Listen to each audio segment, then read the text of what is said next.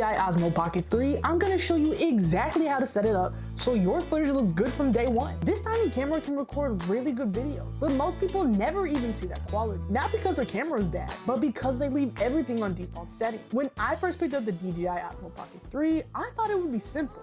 Just press record and go. But once I started digging through the settings, I realized a few small changes make a huge difference in how your footage looks. So if you're new to this camera, this video will show you the best beginner settings, how to set up your camera, and a few simple things that will instantly make your footage look that much better. Oh, and in case you're new here, hi, my name's KT. I'm a tech YouTuber based out of Atlanta, Georgia, and I talk about all things tech related. Before we even touch the settings, there's something important that we need to understand about the Osmo Pocket 3. This camera was designed to be fast and simple. It's not meant to be complicated by any means. It's meant to be a camera that you pull out of your pocket, turn on, and start recording. And honestly, that's one of the reasons why so many creators love this camera. Because sometimes bigger cameras just slow you down because you have tripods, lenses, and batteries to think about. With this camera, you just press record and start recording. So when you open the camera settings, you'll see different options for your video's resolution. If you're just starting out, the best settings for you are gonna be 4K at 30 frames per second. This will give you a really sharp video in natural motion blur. For YouTube videos, travel videos, or everyday filming, this works great. Now you might also see 4K at 60 frames per second. This can look smoother, especially if you're filming movement or walking shots. For most beginners, 4K at 30 frames per second is perfectly fine. It's simple, it looks good, and it's easier to edit later on. Now, one of the coolest things about the Osmo Pocket 3 by far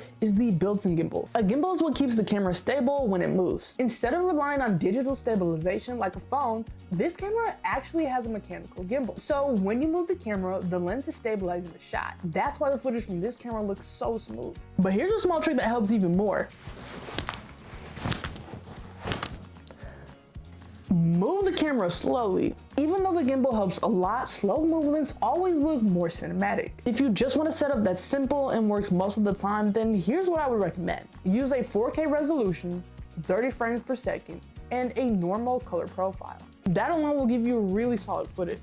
But there are a couple of other settings that are definitely worth looking at. Now in a minute, I'm gonna show you the one feature that makes filming way easier on this camera. Inside of the camera settings, you'll see something called D-Log-N. This is just a flat color profile that is designed for color grading. Basically, it gives you just more control when you're editing your footage. But if you're new to cameras, I would just recommend starting with a normal color profile. This makes your footage look good immediately and without needing any extra editing. Keeps things simple. Now, remember earlier when I mentioned that there was one feature that makes filming a whole lot easier? This is where the Osmo Pocket really shines. The camera has something that's called active track. This means is that your camera can actually follow your subject automatically. So if you tap on the person on the screen, the camera will track them and keep them in frame. This is amazing if you're vlogging, filming yourself, or just recording talking videos like this one now, because you don't need someone behind the camera. The Pocket 3 will follow you on its own. And for a camera this small, it really is impressive. Another small thing that makes this camera great for creators is the screen. The screen actually rotates. So if you're turning sideways, the camera will automatically switch to a vertical mode. This is really helpful if you want to film content for Instagram, TikTok, or YouTube Shorts. It's just one of those features that makes the camera feel like it was really well designed. After using the Osmo Pocket 3 for a while, one thing became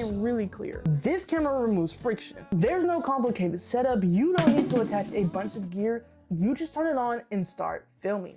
And when filming becomes easier, you naturally start creating more content.